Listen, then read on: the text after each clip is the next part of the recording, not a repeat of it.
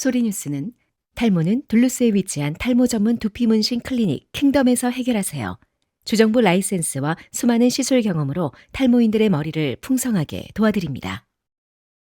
융자의 정석, 이진명이 이끄는 트리니티는 진솔하고 명확합니다. 28년을 한결같이 융자는 이진명에게 맡기세요. 각종 반찬, 도시락, 잔치 음식으로 30년을 지켜온 한국의 맛, 나눔 잔치집 404-543-9113 오늘 식탁이 파티가 됩니다. 여러분의 눈높이에 맞춰 정조준하는 교통사고 전문 정준법률사무소 한 곳에서 시작되는 안정된 미래 선우앤 선우 종합보험 후원으로 만들어지고 있습니다. 2월 3일 화요일 뉴스웨브25 소리뉴스입니다. 조지아 한인부동산협회가 2일 둘루스 소재 1818 클럽에서 새해 첫 정기 총회 및 CE 클래스를 개최했습니다. 이날 행사는 다니엘리 총무의 사회로 진행됐으며 협회 회원과 스폰서 등 150여 명이 참석했습니다. 강의는 웰스포인트 리얼티 대표 김수영 이사장이 맡아 2026 GAR 폼 체인지를 주제로 진행됐습니다.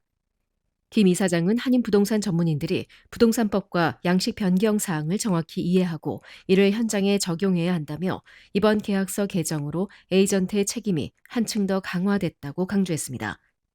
강의 중에는 회원들의 질의응답이 이어졌고 교육 이수자에게는 CE 3학점 크레딧이 부여됐습니다.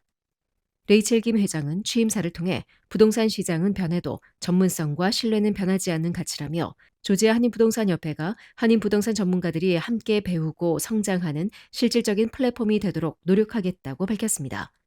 또한 회원들의 의견에 귀 기울이며 교육과 네트워킹, 협력을 통해 함께 성장하는 협회를 만들겠다고 강조했습니다. 협회는 분기별 정기총회와 CE 교육을 중심으로 세미나, 스폰서 네트워크 데이, 골프 대회, 할로윈 행사, 연말 나눔 행사 등 연중 프로그램을 운영할 계획입니다. 한편 부동산협회 정회원 가입비는 $100이며 자세한 문의는 이메일 또는 회원관리부 404-543-7423번으로 문의하면 됩니다. 메트로시티은행이 2025년 4분기 사상 최대 실적을 기록하며 한인 커뮤니티 은행 역사에 의미 있는 이정표를 세웠습니다. 특히 JRIC은행과의 합병 효과가 본격적으로 반영되기 시작하면서 자산, 예금, 대출, 수익성 전 부문에서 뚜렷한 성장세를 나타냈습니다.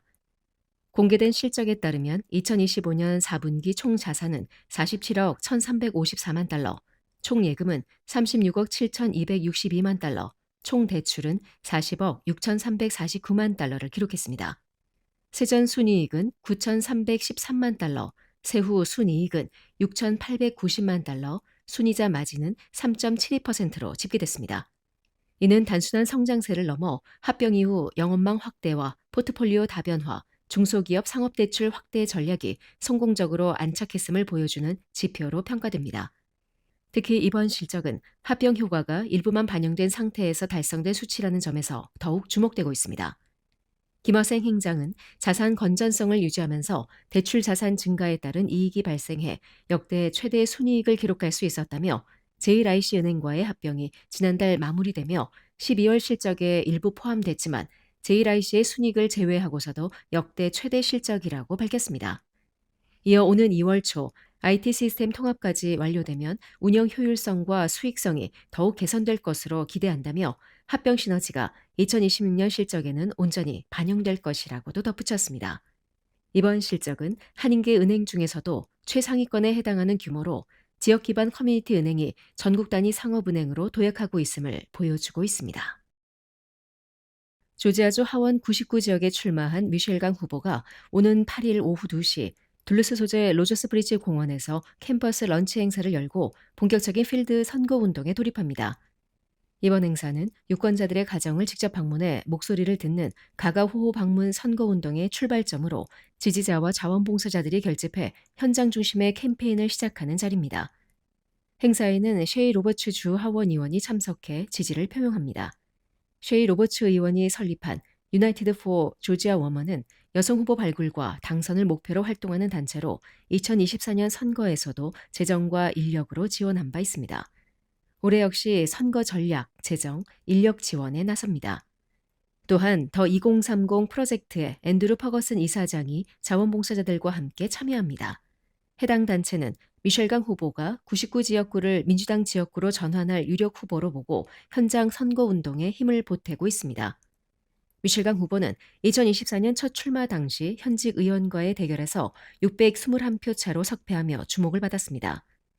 이민 1세이자 아시안 여성 후보로서 기록적인 접전을 치른 경험을 바탕으로 이번 선거에서는 보다 조직적인 현장 캠페인을 전개한다는 계획입니다. 미셸강 후보는 이번 가가호호 방문을 통해 99 지역구 주민들과 직접 만나 교육, 경제, 헬스케어 등 지역 현안에 대한 의견을 청취하고 이를 정책에 반영하겠다는 입장입니다.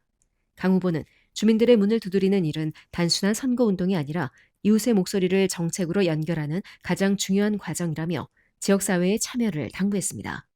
또한 한인들의 표 결집이 중요하다며 최근 아이스 단속 강화로 이민자 사회의 불안이 커지고 있다며 이민사회의 안전과 지역 비즈니스를 지키기 위해 책임감을 갖고 있다며 한인 하원 의원으로서 지역사회를 보호할 준비가 되어 있다고 밝혔습니다.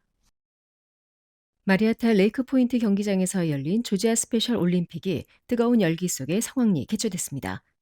체조, 농구, 볼링, 역도 등 다양한 종목에 걸쳐 조지아 전역의 선수들이 참가해 기량을 겨루는 뜻깊은 무대가 펼쳐졌습니다. 올해 대회는 갑작스러운 스노우스톰으로 전야제 행사가 취소되고 경기 일정이 하루 앞당겨지는 등 우여곡절 속에 진행됐습니다. 기상 악화로 전체 참가 인원은 예년에 비해 다소 줄었지만 애틀란타 한인 커뮤니티는 역대 최대 규모로 참가해 뜨거운 열기와 뛰어난 성과를 보여줬습니다. 올해 처음 출전한 더숲 농구팀은 3대3 경기에 참가해 값진 성과를 거뒀습니다. 전 프로농구 선수 출신 김은영 코치의 지도 아래 선수들은 결승전에서 승리하며 금메달을 목에 걸었습니다. 또한 샤인 커뮤니티의 성과도 눈부셨습니다. 농구 개인 기술 종목에서 금메달과 은메달을 석권했으며 3대3 농구팀 2개 팀이 각각 다른 디비전에서 은메달을 획득하는 쾌거를 이뤘습니다. 역도 종목에서는 샤인 커뮤니티 소속 윤혜원 선수가 압도적인 기량으로 금메달을 차지했습니다. 지난해 부산에서 열린 한국장애인 올림픽 금메달리스트인 윤 선수는 이번 대회에서도 뛰어난 기량을 유감없이 발휘했습니다. 또한 동남부 장애인 체육회 소속 소경석 코치는 단체 간 화합을 이룰 수 있어 더욱 뜻깊은 대회였다고 전했습니다. 윤성희 부회장도 6월 달라스에서 열리는 전 미주 장애인 체전에서 좋은 성과를 낼 수 있도록 철저히 준비하겠다고 밝혔습니다. 편견의 벽을 넘어 스포츠 정신으로 하나 된 이번 대회는 애틀란타 한인 장애인 커뮤니티의 저력을 다시 한번 확인시켜주는 계기가 됐습니다. 한편 오는 4월 11일 토요일 오전 10시 귀넷 카운티 조지 피어스 파크 파빌리온 주차장에서 제43회 장애인의 날 기념 거북이 마라톤이 열립니다. 도널드 트럼프 행정부가 지난달 21일부터 이란과 소말리아 등 75개국 국민에 대한 미국 이민 비자 발급을 중단하자 미국 시민단체들이 이를 무효화해달라며 소송을 제기했습니다. 시민단체 모임은 2일 이민 비자 발급 제한 조치를 중단해달라며 미 국무부를 상대로 맨하탄 연방지방법원에 소송을 제기했다고 로이터 통신과 뉴욕타임스 등이 보도했습니다. 원고 측은 국무부의 비자 발급 중단 조치가 수십 년간 확립돼 온 이민법 체계를 완전히 뒤집는 시도라고 주장했습니다. 앞서 국무부는 미국 국민의 복지 혜택을 용납할 수 없는 수준으로 받아가는 이민자들이 속한 75개국에 대해 이민 비자 발급 절차를 중단한다고 지난달 14일 밝힌 바 있습니다.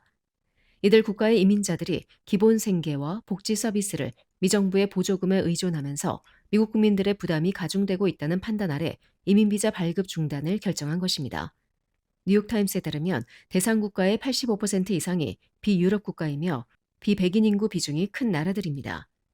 원고 측은 해당 이민자들이 미국인들의 복지 혜택을 빼앗는다는 국무부 설명에 대해 근거가 없고 명백히 사실이 아닌 주장이라고 반박했습니다. 이들은 대부분의 이민 비자 신청자들이 수년간 현금성 복지 혜택을 받을 자격이 없다는 점을 근거로 들었습니다. 이번 소송은 전국 이민법센터와 5개 법률단체가 제기한 것으로 이들은 이민비자 발급 중단으로 가족과 헤어지는 등의 피해를 본 미국 시민들을 대리하고 있습니다. 한편 전국 이민법센터의 조에나 쿠에바스 잉그램 선임 변호사는 이번 조치가 현행 이민법이 허용하는 합법 이민을 제한하고 있으며 이는 1920년대에 시행됐다가 폐지된 이민 인종 할당제와 유사하다고 비판했습니다. 코스트코가 알레르기 유발 성분이 라벨에 표기되지 않은 베이커리 제품에 대해 리콜을 공지했습니다. 코스트코는 캐러멜 필링 미니베네 일부 제품이 제조 포장 과정에서 초콜릿 헤이즐넛 필링 미니베네와 혼합 포장되는 오류가 발생했다고 밝혔습니다. 이로 인해 라벨에는 표시되지 않은 트리넛, 특히 헤이즐넛 성분이 포함됐을 가능성이 있는 것으로 확인됐습니다. 코스트코 측은 헤이즐넛 알레르기가 있는 고객은 해당 제품을 섭취하지 말고 가까운 매장으로 반품하면 전액 환불받을 수 있다고 안내했습니다. 리콜 대상은 1월 16일부터 30일 사이 조지아를 비롯해 알라바마, 애리조나, 캘리포니아, 콜로라도, 플로리다, 하와이, 아이다호, 일리노이, 아이오와, 루이지애나, 미시간, 미주리, 네바다, 뉴저지, 뉴욕, 오하이오, 오리건, 펜실베니아, 테네시, 버지니아, 워싱턴 등에서 판매된 제품입니다. 코스트코는 해당 제품의 주요 유통을 중단하고 원인 파악 및 재발 방지 조치를 진행 중이라고 밝혔습니다. 한편 코스트코는 무보존료 표기와 관련한 집단 소송에도 직면했습니다. 캘리포니아 남부 연방법원에 제기된 소송에서 원고 측은 코스트코의 커클랜드 시그니처 양념 로티세리 치킨이 매장 안내문과 웹사이트에서 보존료가 없다는 인상을 주고 있으나 실제로는 소듐 포스페이트와 카라기난 성분이 포함되어 있다고 주장했습니다. 원고 측은 해당 성분의 기능에 대한 설명이 라벨 뒷면에 작은 글씨에만 표기돼 있어 전면에 내세운 무보존료 문구를 충분히 상쇄하지 못한다고 지적했습니다. 이번 소송은 허위 오인 광고 여부를 둘러싼 법적 판단으로 이어질 전망입니다. 지금까지 2월 3일 화요일 소리뉴스였습니다. 좋은 하루 보내십시오. 고맙습니다.